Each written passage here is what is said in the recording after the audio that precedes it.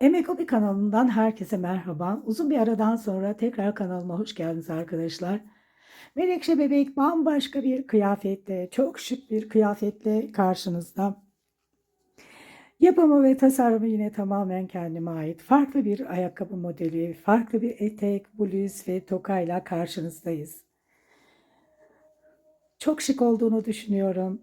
Sizler de fikirlerinizi yorumlarda e, ve ayrıca beğeni butonuna basarak belirtirseniz bundan çok mutluluk duyarım. Yapımı ve tasarımı yine tamamen kendime ait arkadaşlar. Bakın her şeyiyle çok muntazam oldu.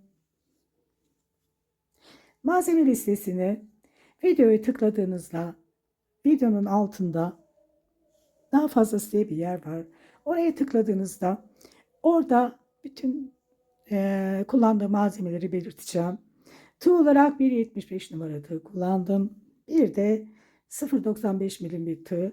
Bu 0,95 milim tığ bu yakasındaki model için. Bu da çok kolay arkadaşlar. Bunu da herkes rahat bir şekilde örebilecek. Çok ayrıntısıyla göstereceğim.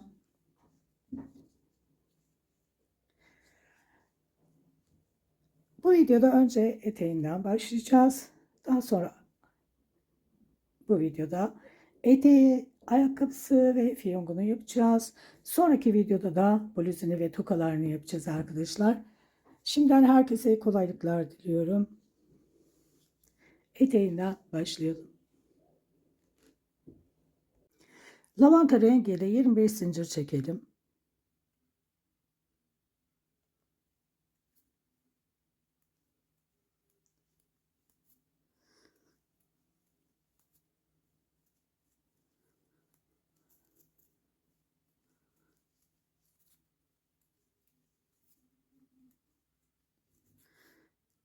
Şimdi ikinci zincirden itibaren 24 sık iğne örelim.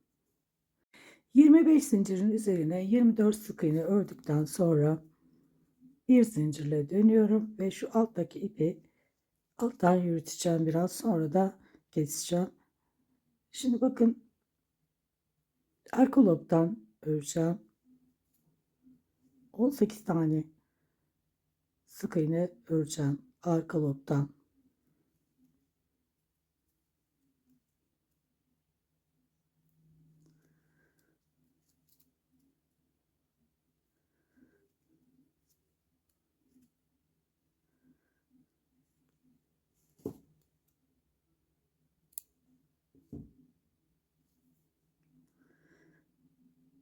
Dört tane örmüşüm. 1 2 3 4 5 6 7 8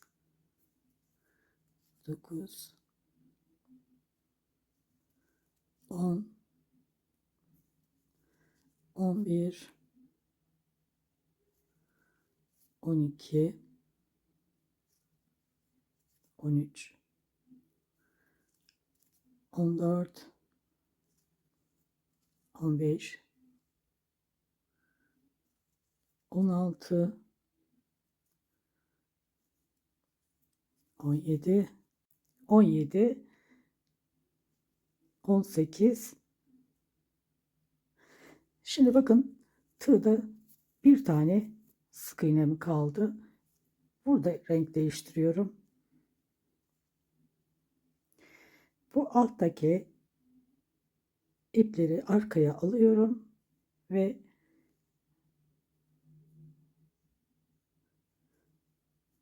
bu şekilde arka lobdan öreceğim.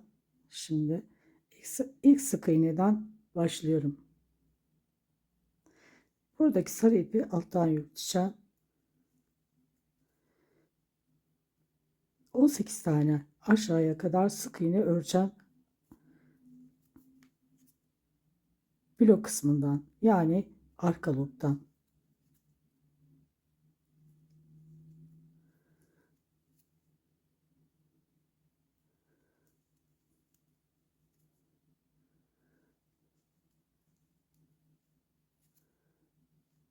Bu ipi biraz alttan yürüttükten sonra kesebilirim.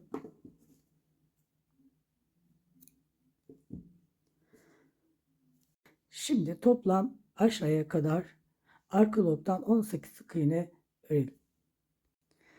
Aşağıya kadar 18 sık iğne ördüm. Bir zincir, tekrar dönüyorum. Yine ilk sık iğneden yukarı buraya kadar, sarı olan yere kadar 18 sık iğne yukarı çıkarak örelim. Yine arka lobdan.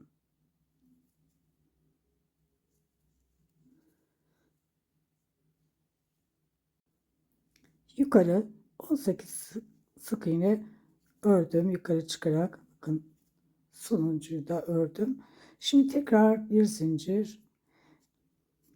Yine ilk sık iğneden başlıyorum. Arka lobdan yine aşağıya kadar 18 sık iğne örüyoruz. Aşağıya kadar arka lobdan 18 sık iğne ördüm. Şimdi bakın toplam 4 sıra oldu sarıdan. 1, 2, pardon 3 sıra oldu. 1, 2, 3. Şimdi son sırayı yapıyoruz. 4 sıra olacak. Yine bir zincirle dönüyorum. Arka lobdan 18 sık iğne örüyorum. Bakın buraya kadar örelim, sonra görüşelim.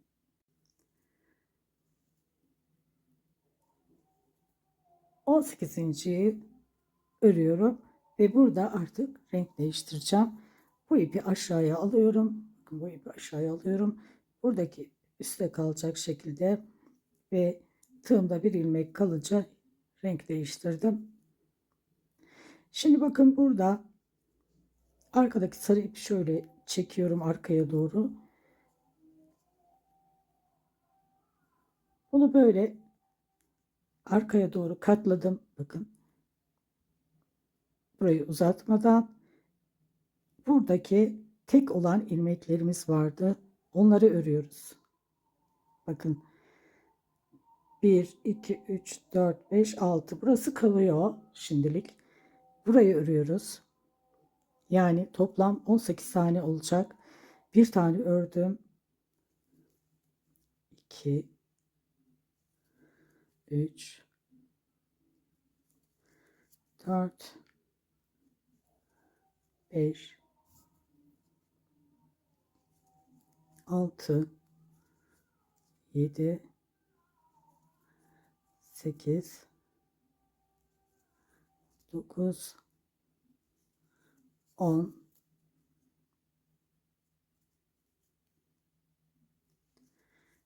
11, 12, 13, 14, 15, 16, 17 ve 18. Bir zincir, tekrar dönüyorum. Yine arka lobdan, bakın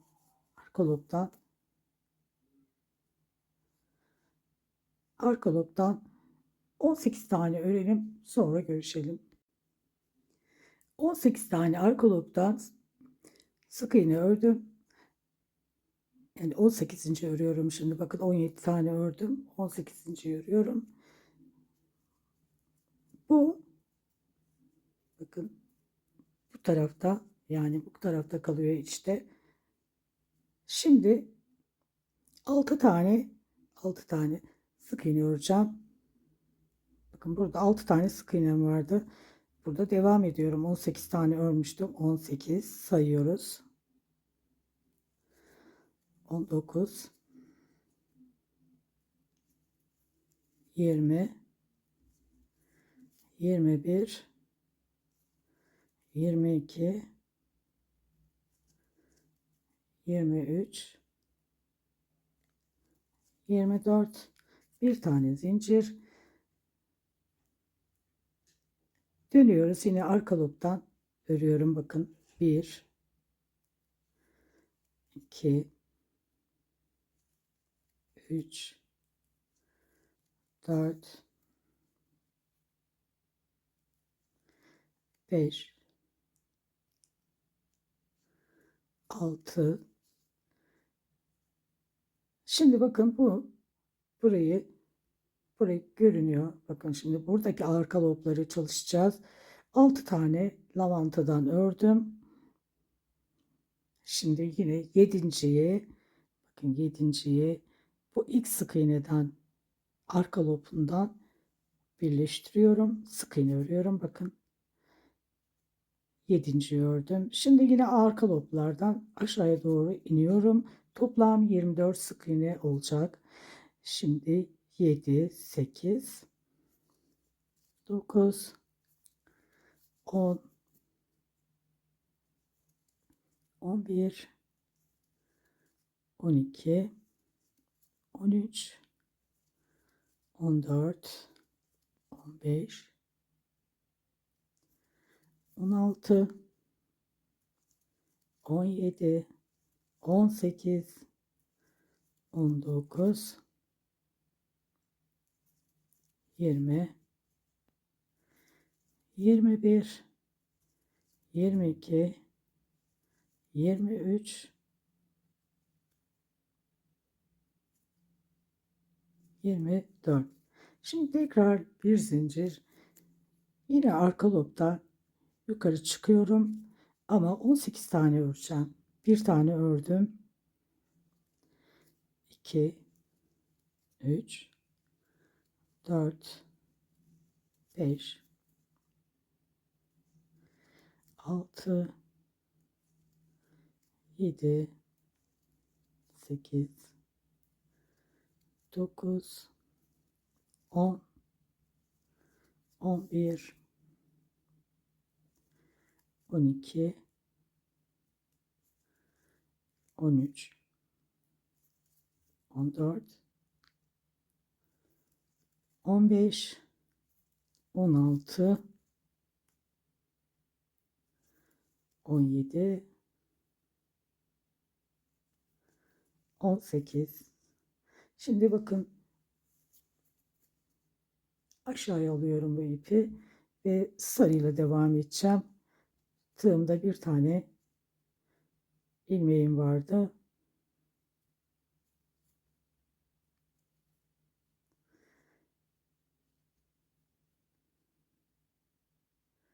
Şimdi dibinden itibaren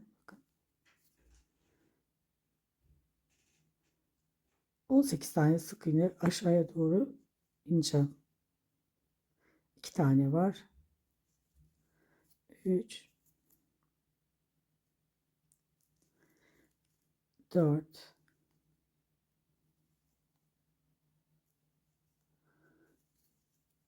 5, 18 tane toplam aşağıya kadar örelim.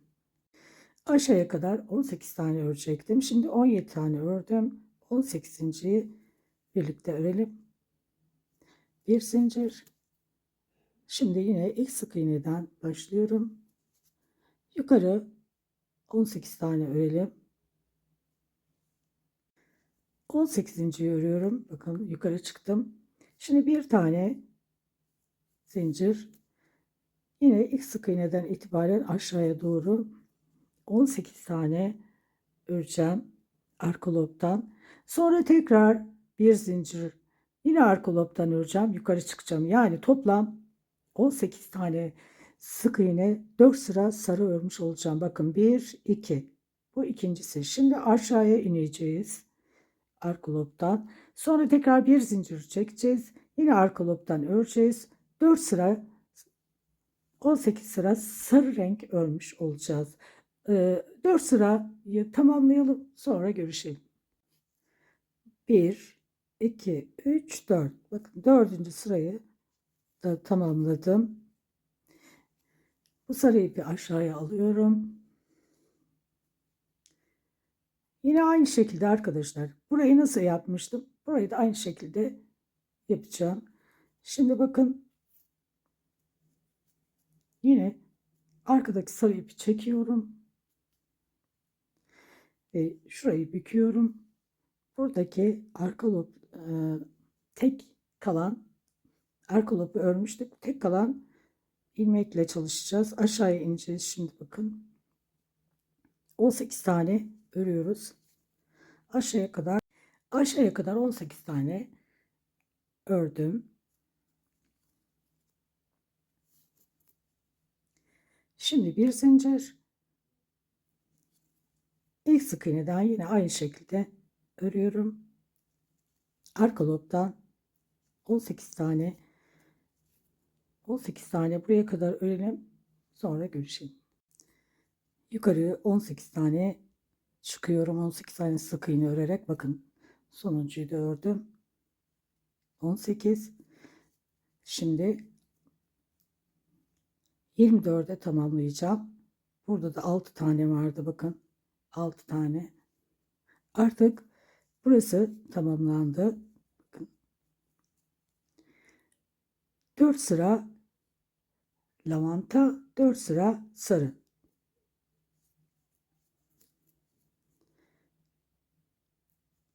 Buradan da 6 tane örüyorum. Bakın 1, yine arka lobdan 2, 3, 4,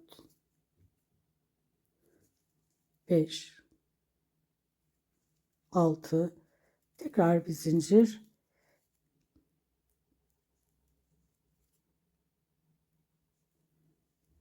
yine 6 tane örüyorum. 2 tane ördüm. 3, 4, 5, 6. Şimdi buraya dikkat ediyoruz. 7.'yi örüyorum ama bakın bu sarıda ilk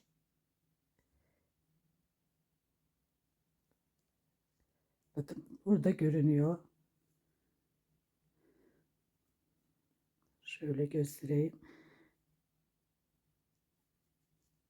7.'yi buradaki lila ve buradaki sarının tek katını alarak birleştiriyorum. 7. oldu. Şimdi 8.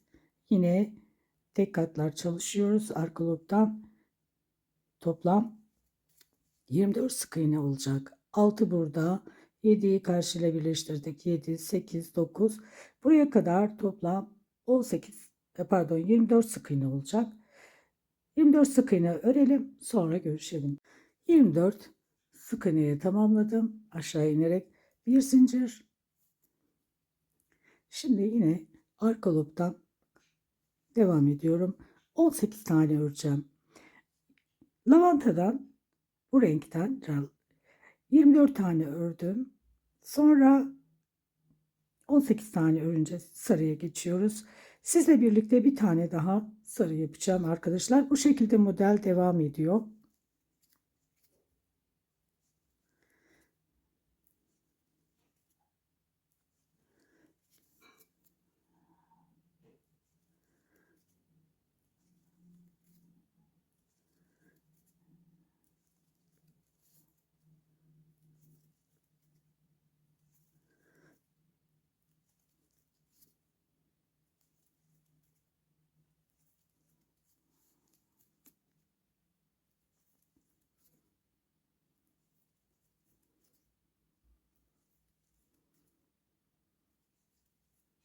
18 tane ördüm. Tekrarını gösteriyorum. Bunu da yapıyorum. Diğerlerini daha sonra sizler yaptıktan sonra en son sırada görüşeceğiz. Şimdi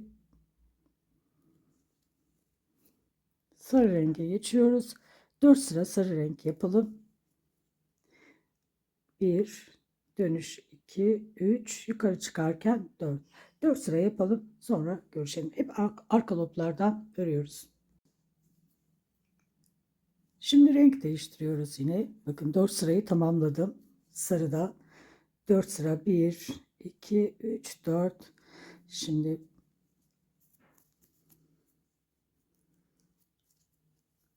lavanta rengine geçiyorum. Bakın burayı katlıyorum.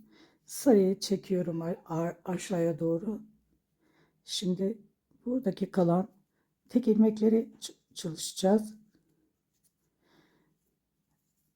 Şimdi arkadaşlar, buradaki püf nokta, 4 sıra sarı varken Bakın, lavanta rengi burada 2 sıra olarak görünüyor.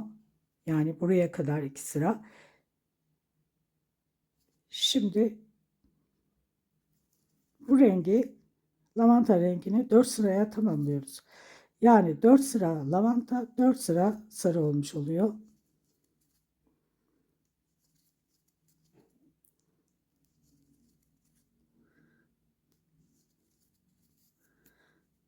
Yine aşağıya kadar, yine tekrar aşağıya kadar buradan 18 tane örmüş oluyoruz. Sonra bir zincir çekiyoruz. Dönüyoruz. Buraya kadar gelelim. Yine tekrar ben size göstereceğim arkadaşlar. Bu kısmı öreceğiz. Yani bu şekilde devam ediyor.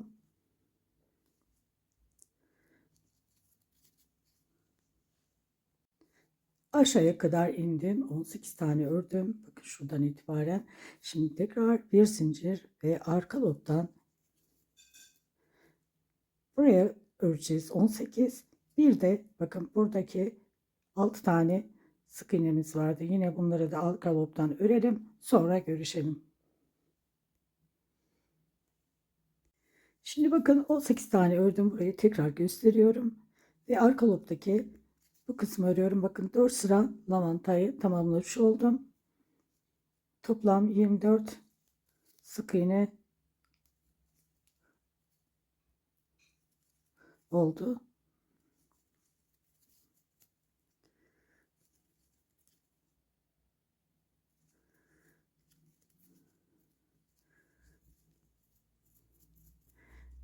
Bir tane zincir,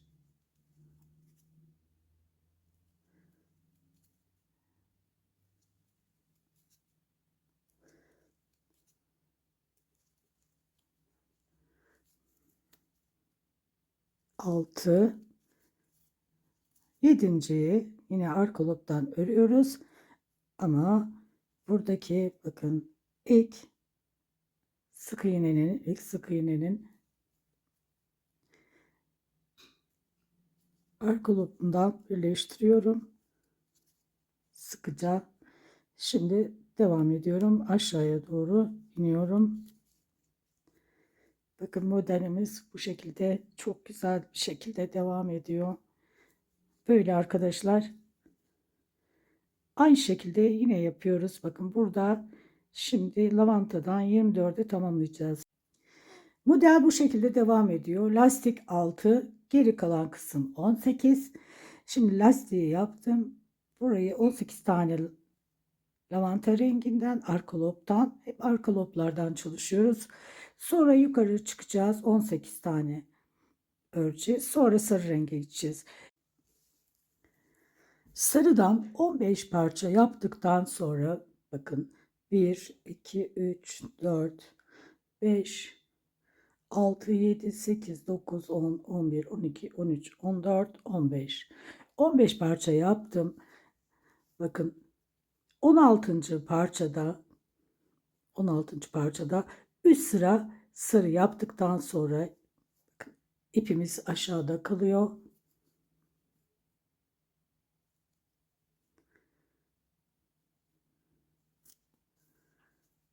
16. sarıda 3 sıra yapıyoruz. Bakın 2 sırada 18 lavanta. Şimdi karşıyla birleştireceğiz. Eteğin arka kısmını birleştirelim.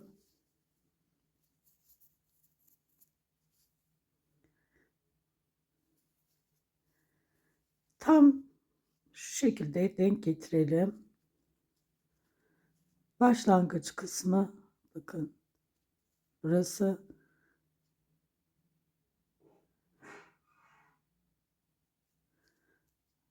Bir zincir çekiyoruz. Bakın şimdi bir tane zincir çekiyoruz. Buradaki başlangıç kısmıyla ve arkadaki ilmekle birleştireceğim. 18 defa bu işlemi yapacağız.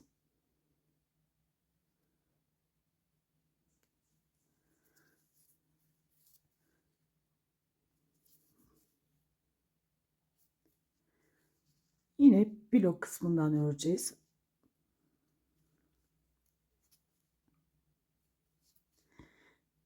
Birincisi,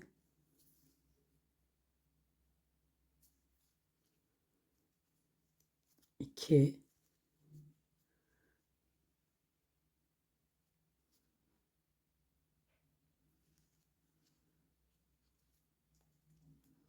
3,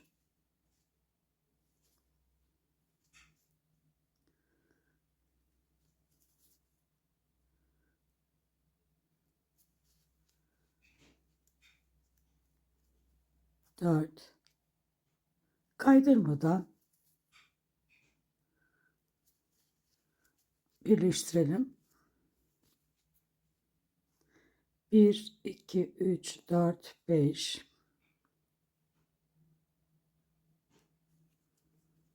6,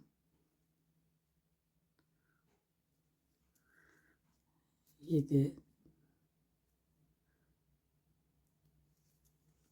8,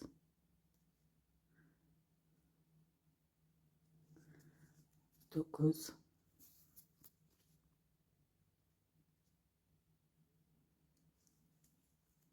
10, 11, 12,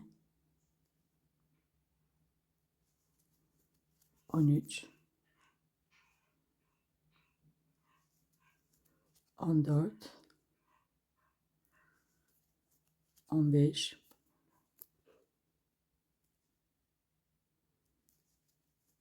16,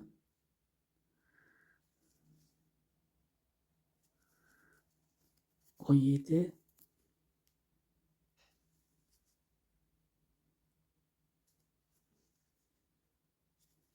18. Şimdi sarı renkli işimiz bitti. Lavanta rengine geçiyoruz. Yine bakın bu şekilde alıyoruz. Sarı ipi çekiyorum ve şu şekilde katlayarak buradaki tek olan ilmekleri alıyorum.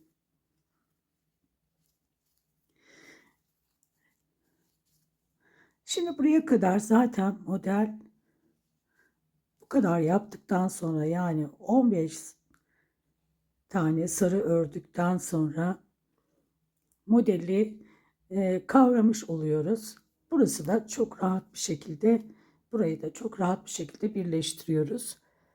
Şimdi aşağıya doğru yine buralarda yaptığım gibi 18 tane örüyorum.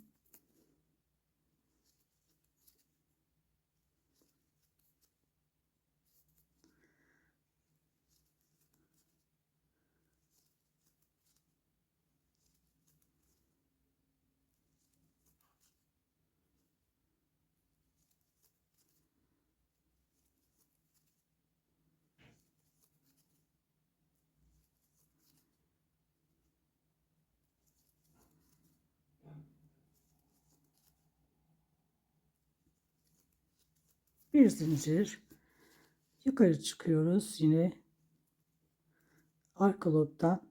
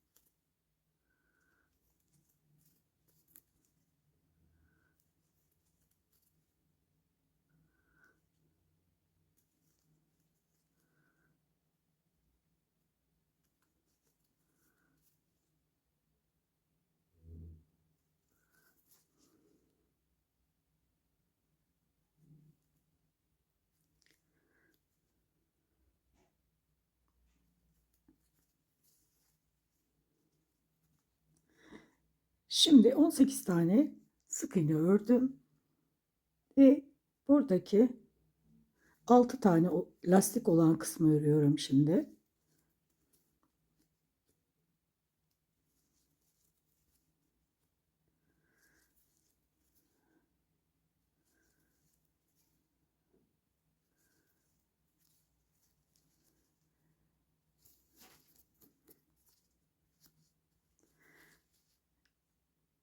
Şimdi burada ilik açıyorum. 6 tane zincir çekiyorum. 2 tane çektim.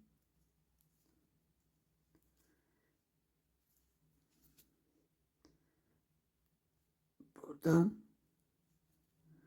dibine batıyorum. Yine arka lobdan örüyorum.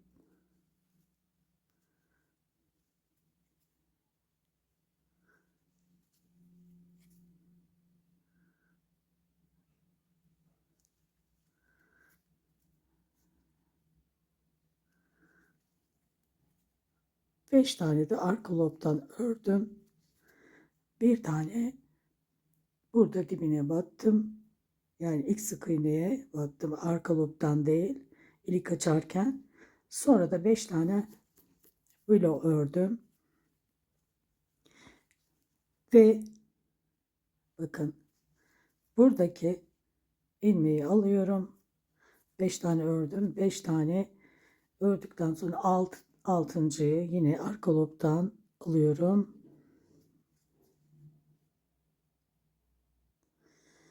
Buradaki ilk sık iğneye batıyorum.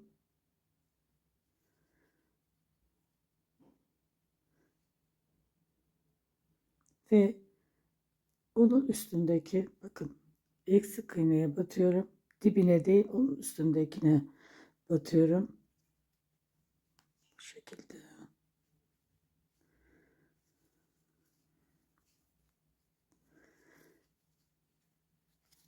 Burayı birleştiriyorum. Bakın. Tıpkı buradakiler gibi oldu. Şimdi buradan sık iğne örüyorum.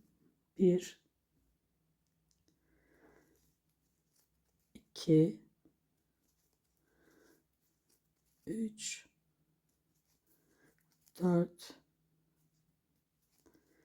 5 6 bir zincir çekiyorum. Burası tamamlanmış oluyor.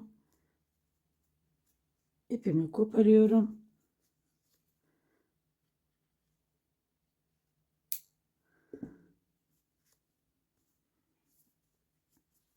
Burayı da birazcık uzun bıraktım. Düğme dikmek için. Şu şekilde.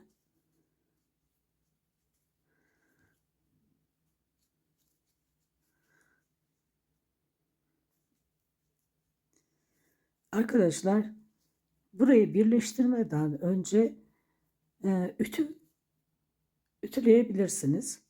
Daha muntazam oluyor. Yani böyle de iyi ama ütüyle e, daha da düzgün bir görünüm oluyor.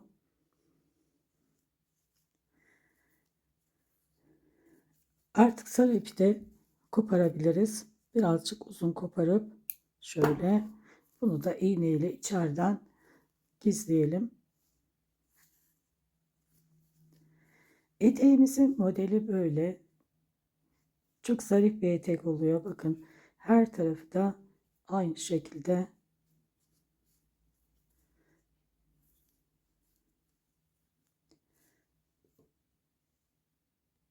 Şimdi fiyonk yapacağız. Böyle eteğin kenarında duracak şekilde. Fiyonku ipi incelteceğiz. Birinci katını çıkarttım. O ikincisi. Ve ipimizin uzunluğu 1,5 metre yeterli. 3 kat iple çalışacağız. Bakın 3 kat. Ve tığ olarak 0,95 milim.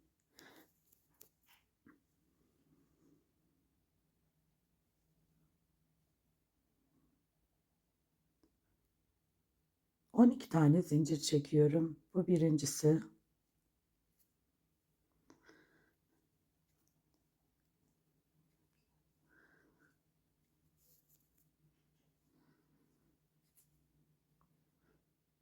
On bir tane sık iğne örüyorum.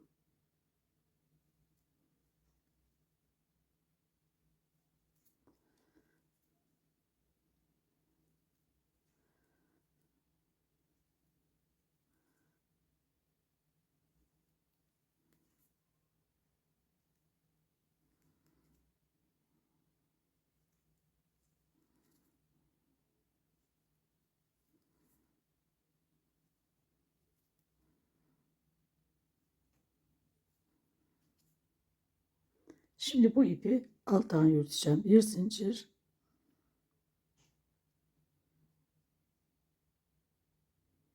Yine arka lobdan çalışıyoruz. 11 tane arka lobdan, yani bir lob olarak öreceğim.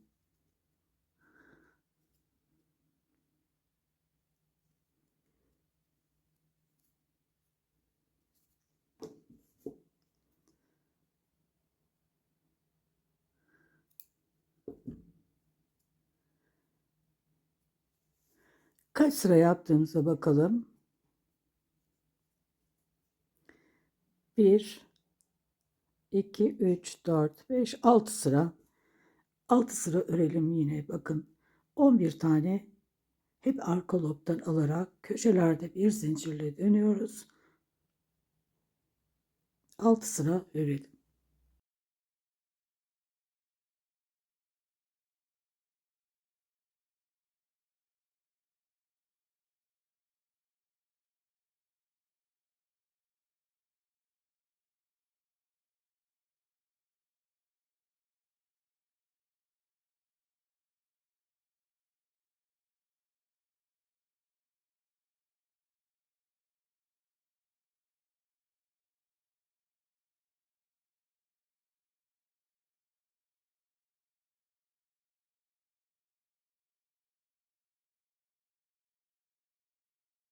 Şimdi ayakkabı yapacağız arkadaşlar. Taban olarak 2 tane öreceğiz ve ipi koparmadan devam edeceğiz.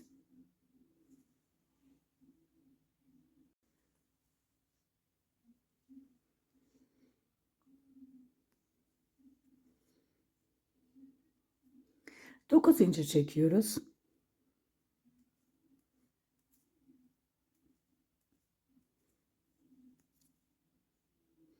İkinci zincirden itibaren 7 sık iğne örüyoruz.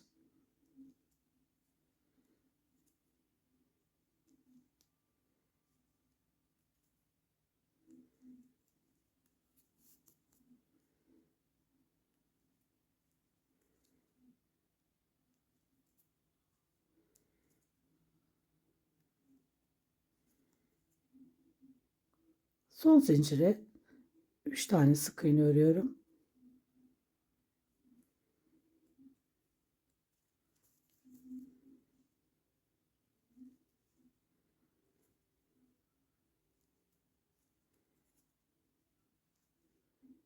Diğer tarafına 6 tane sık iğne öreceğim.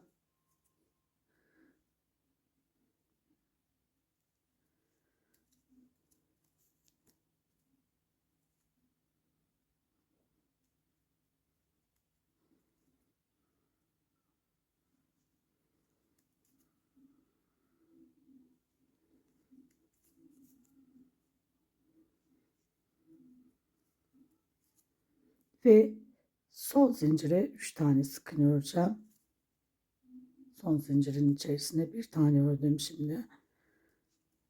2, 3.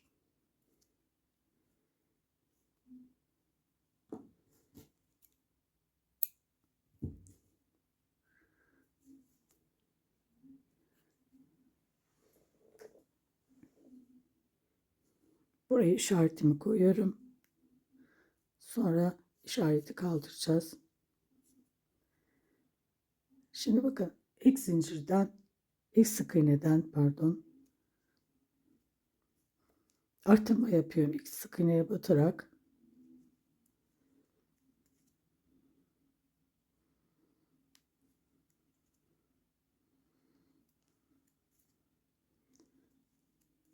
altı tane sık iğne örüyorum. Arttırmadan sonra bir tane ördüm.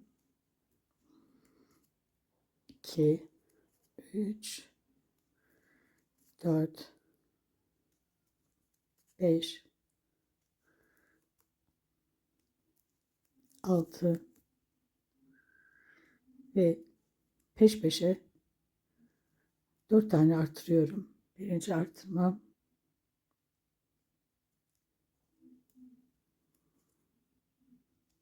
ikincisi,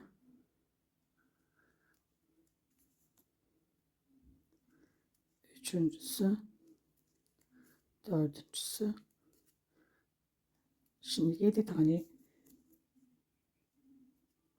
6 tane sık iğne öreceğim. Bakın 4 tane arttırdım. Bir tane sık iğne ördüm. 2, 3, 4, 5, 6, bir tane arttırıyorum 6 sık iğneden sonra ve işaretin olduğu yere ilmeği kaydırarak batıyorum. Artık işaretimi kaldırabilirim. Şimdi bu battığım yeri de sayıyorum. Birincisi, 2, üçüncüsüne arttırma yapıyorum. Bakın arttırmalar üst üste geldi. Burada arttırma üst üste. 2 sık iğne, bir arttırma. Şimdi 6 sık iğne örüyorum.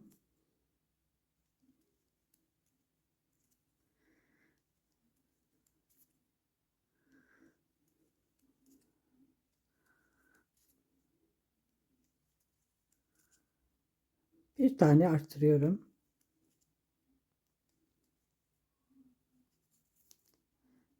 Bir tane sık iğne. Burada arttırmalar üst üste gelmeyecek. Bir tane arttırdım. Bir sık iğne. Bir tane arttırıyorum. Bir sık iğne. Bir tane arttırıyorum. Bir sık iğne. Bir tane arttırıyorum. Şimdi bakın toplam 1, 2, 3 ve 4 tane arttırma yaptım. Şimdi 7 sık iğne örüyorum. 1, 2, 3, 4, 5, 6, 7. Bir tane arttırıyorum. Bir tane sık iğne örüyorum. Ve karşı tarafla birleştiriyorum.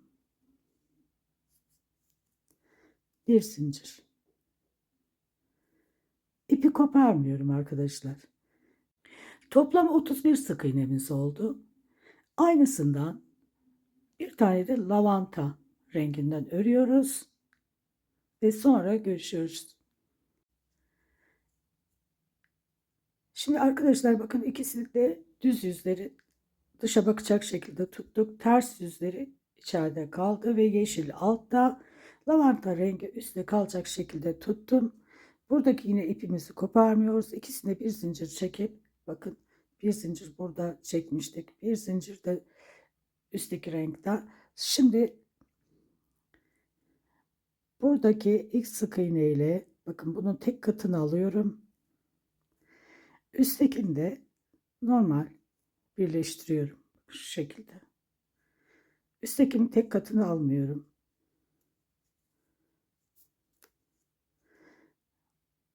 Alttakinin tek katı, üsttekini normal alıyorum.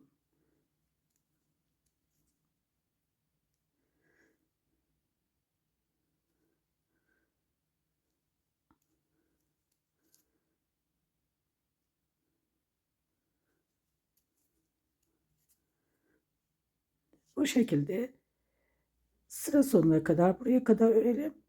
Burada nasıl yapacağımızı göstereceğim.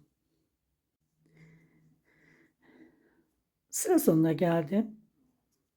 Bakın burayı 31. bakın bu işaretin bu tarafındaki ilmeği ve karşısını birleştiriyorum. Buradaki zaten bir üst sıraya çıktığımız yer. Bunun dibini bu tarafta kullanmıştık. Şimdi karşıyla birleştiriyorum.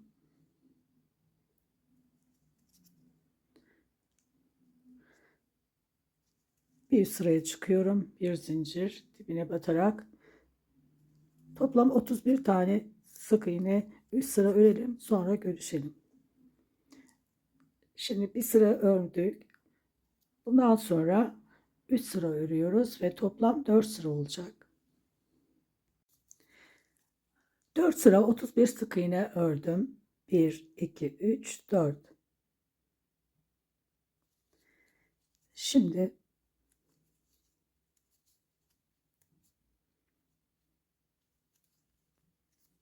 bir tane sık iğne ördüm. 8 sık iğne öreceğim. Bir tane, 2, 3, 4, 5, 6, 7, 8. Şimdi 3 tane eksiltiyorum. Birinci eksiltmem. İkincisi.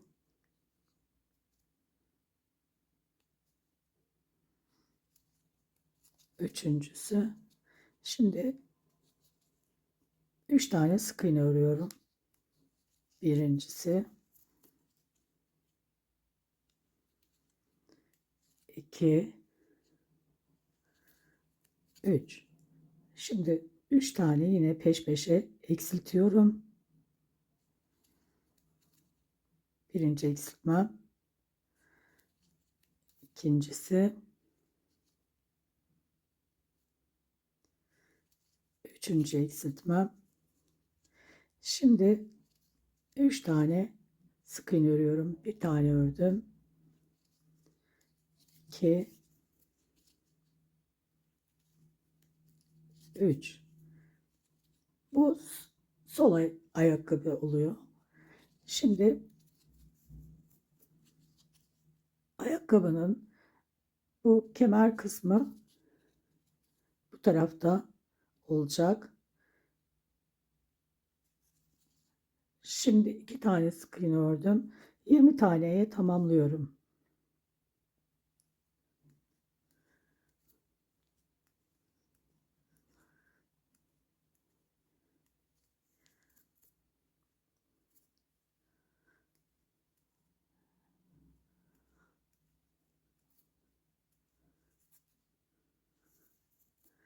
Ve ikinci zincirden itibaren 6 tane zincir sayıyorum. 1, 2, 3, 4, 5, 6.'ya batıyorum. İlmek kaydırarak batıyorum. Sonra devam ediyorum. O ikincisi.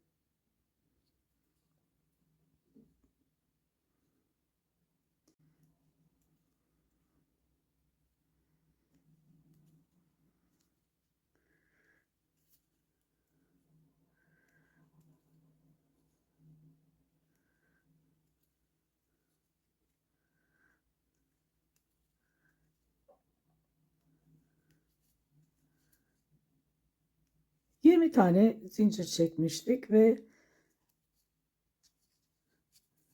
ikinci zincirden itibaren 6 boşluk atlamıştık. 6 zincir atlamıştık.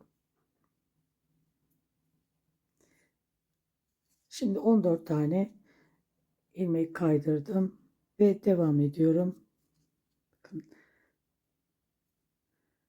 dibine değil, ilk sık iğneye batıyorum. 1 2 3 4 5 karşıyla birleştirip ipimi kopartacağım.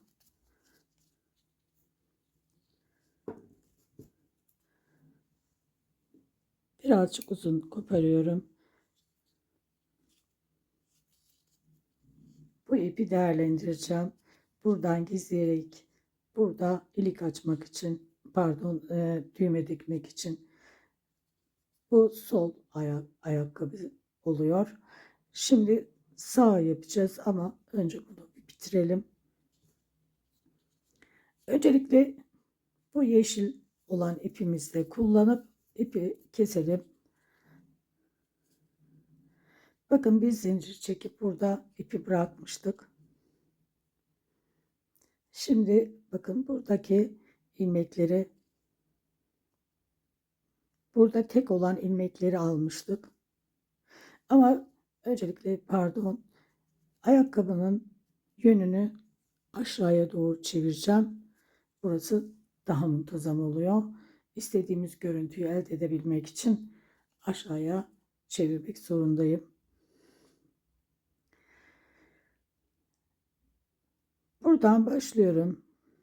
Bakın buradan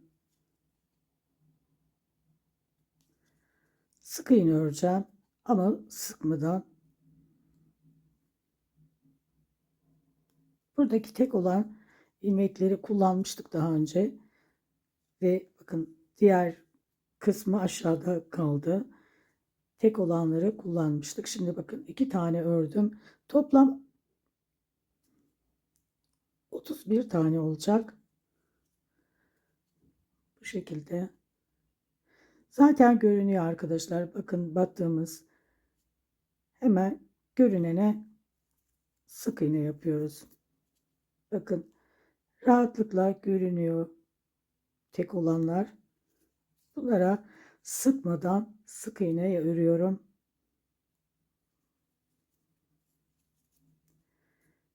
Bakın hatta şöyle baktığınız zaman batacağımız yerler daha net görünüyor. Bu şekilde de aynı görünüyor. Sıra sonuna kadar bu şekilde öreyim. Sıra sonuna geldim. Bakın, bir tane ilmeğim kaldı. Onu da örüyorum ve karşısıyla birleştiriyorum. Bir zincir.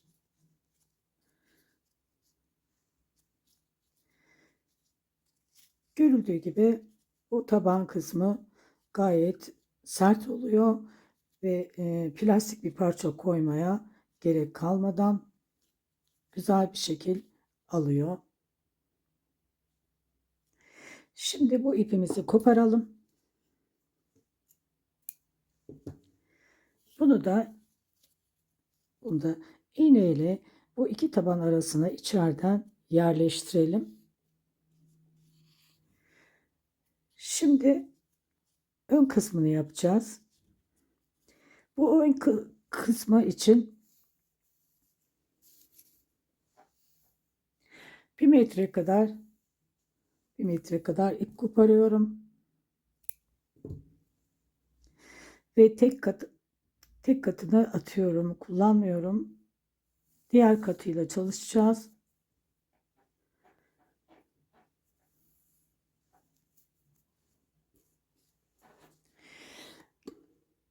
Bunu da bakın açık bir şekilde gösteriyorum. Burada 3 tane eksiltme yapmıştık. 1 2 3. Bu eksiltmenin hemen bu tarafındaki kalan kısmı var. Bakın şuradaki kısmı hemen oraya batıyorum. Eksiltmeden sonraki yere bakın. Eksiltmeden sonraki yere batıyorum.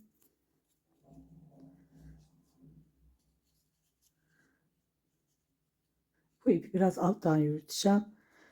Bir tane zincir. Aynı yere tekrar batıyorum. Burayı sabitliyorum. Çok sıkarak batmayalım burayı. Şimdi ikinci sık iğnemi örüyorum.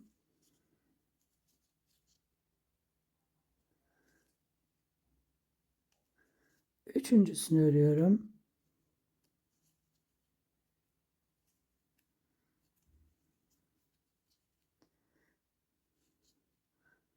Ve dördüncüsünü örüyorum. 4 tane sık iğne ördüm.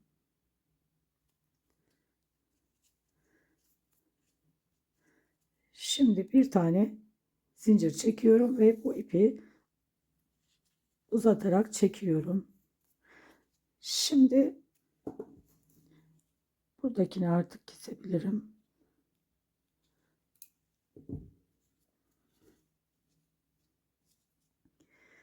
Bakın başa dönüyorum. Buradaki baş kısmına batıyorum. Bu ipi bakın, bu ipi alttan öyle hafif çekiyorum. Altta kalacak şekilde öreceğim onu. Bir tane zincir çektim. İlk sık iğneye batıyorum. Dibine değil, bakın ilk sık iğneye batıyorum. Sonraki, yani bakın şu şekilde. Bir,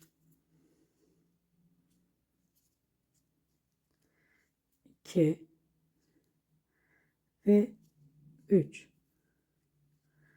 Üç tane sık iğne ördüm. Tekrar bir zincir çekiyorum ve bu ipi çekiyorum. Birer tane eksiltmiş oluyorum. 4'tü, 3 oldu.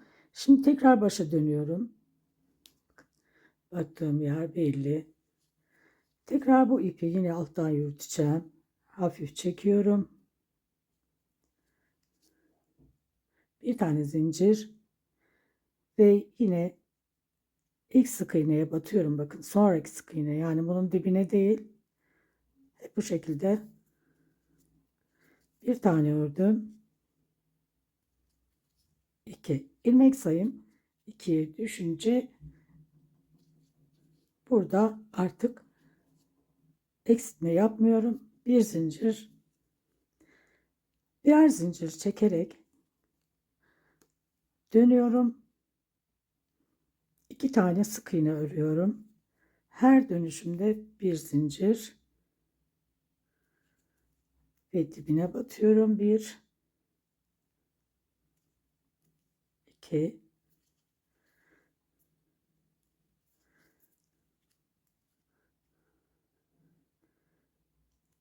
bir zincir, dibinden itibaren 2 tane sık iğne örerek devam ediyorum.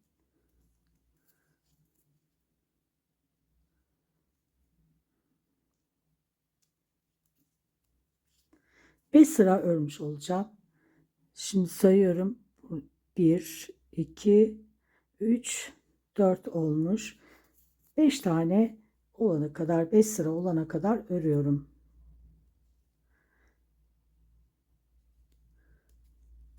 Bakın bu 5. tersten bitiyor.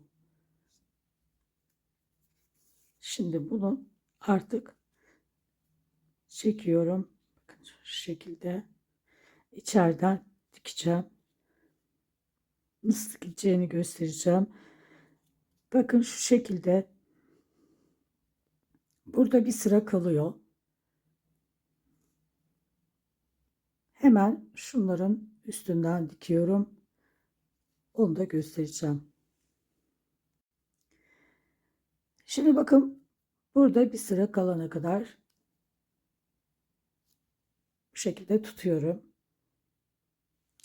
Şimdi buradaki, bakın, buradan bir tane alıyorum. Bir tane yukarıdan, bir tane aşağıdan,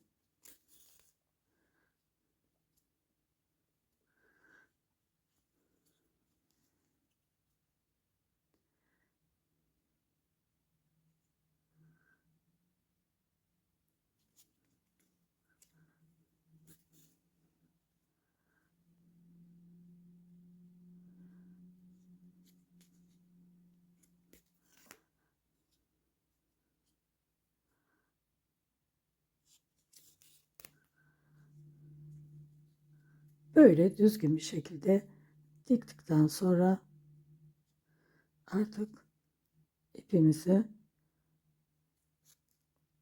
içeriden gizleyerek sabitleyelim.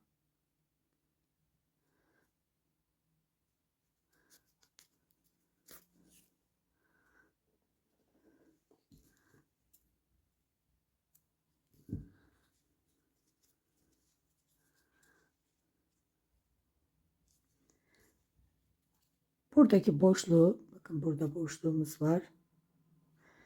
Buradan da bunu düzgün bir şekilde şöyle düzgün tutarak geçiriyorum.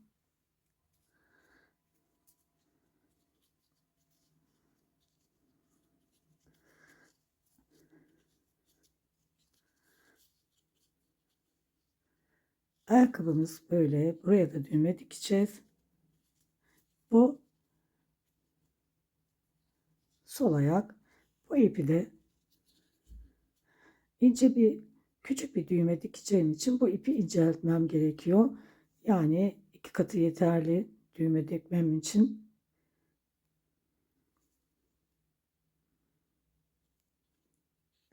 Diğer katını gizliyorum. Bu katı da bir alttan bir üstten şuraya kadar getirip düğmemi dikiyorum. Ayakkabımızın görünümü böyle çok şık, farklı bir model oldu.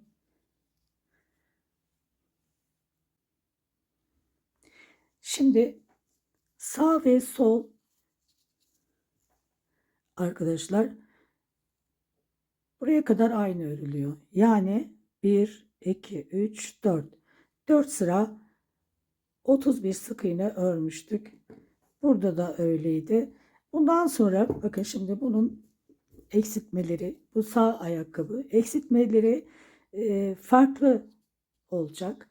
Yine aynı sayılar olacak fakat e, buradaki bağ kısmı bakın bunun bu tarafta kendimize göre sağda kaldı. Bu da bu tarafta olacak. Şimdi buradan bağ kısmını koyacağız. Yani ayakkabının kemer kısmı buradan başlayacağı için şimdi örüyoruz.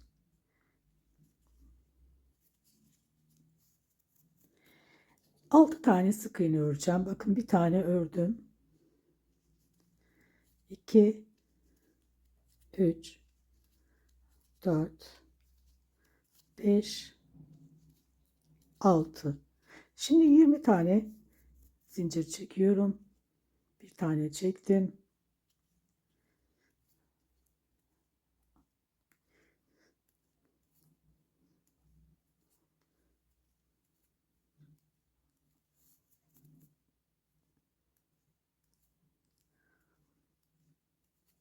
Yine aynı şekilde ikinci zincirden itibaren 6 tane sayıyorum. 1, 2, 3, 4, 5, 6.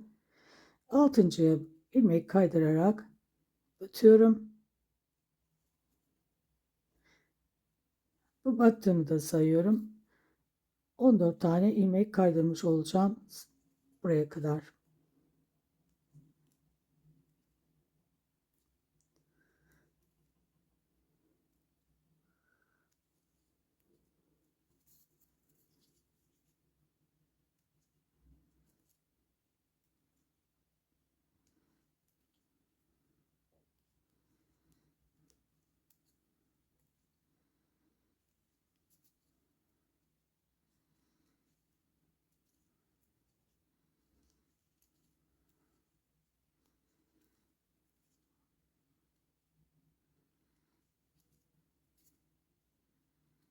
Çok sıkmadan ilmekleri kaydırıyoruz.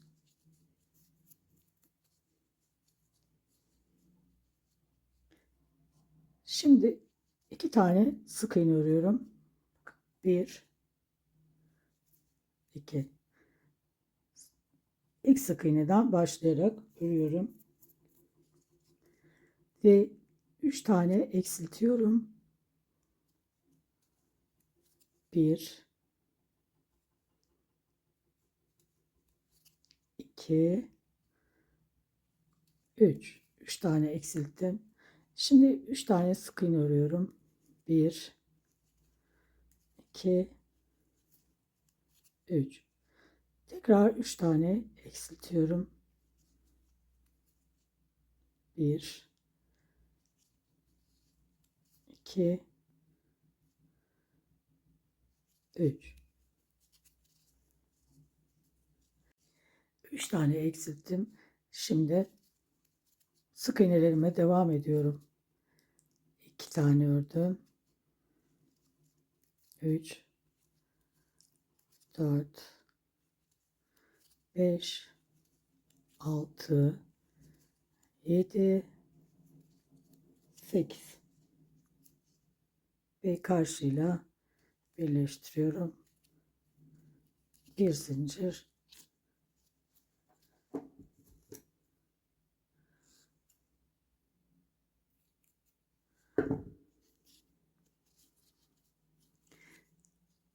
bakın bağ kısmı burada oldu. Bu sağ ayakkabı, sağ ayakkabı. Tümüyle yine ayarlayarak dikiyoruz. Şöyle. Şimdi ön kısmını yapacağız. Yine aynı şekilde bakın buradaki eksiltmelerimiz var. Buradaki eksiltmeler yine aynı hizada, bakın burada ve burada ve ortada 3 tane sık iğnemiz var. Buradaki eksiltmelerin yine aynı yerden batıyoruz. Aynı işlemi diğer ayakkabıya yaptığımız işlemi buna da yapıyoruz arkadaşlar. Yine ipin tek katını çıkartıyoruz.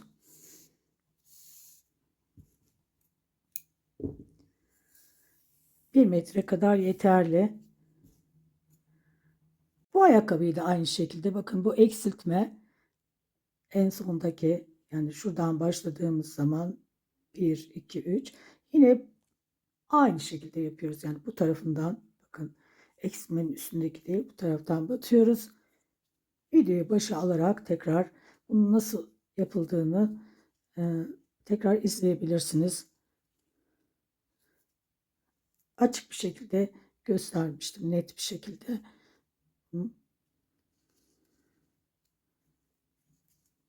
2, 3,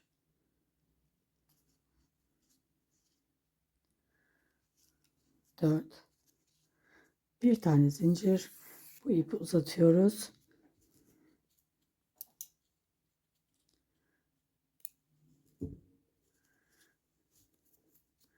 Bunu da birlikte yapabiliriz.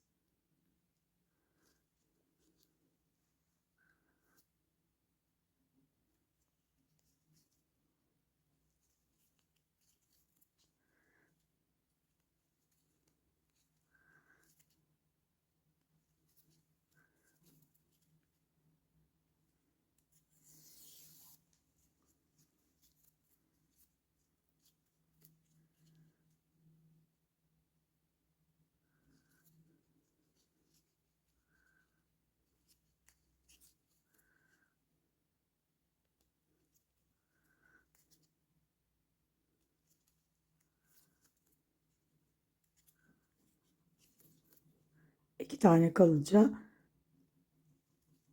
hemen bir zincir çekip iki tane sık iğne yapıyoruz. Her dönüşte birer zincir çekiyoruz ve toplam 5 sıra 2 sık iğne örmüş oluyoruz.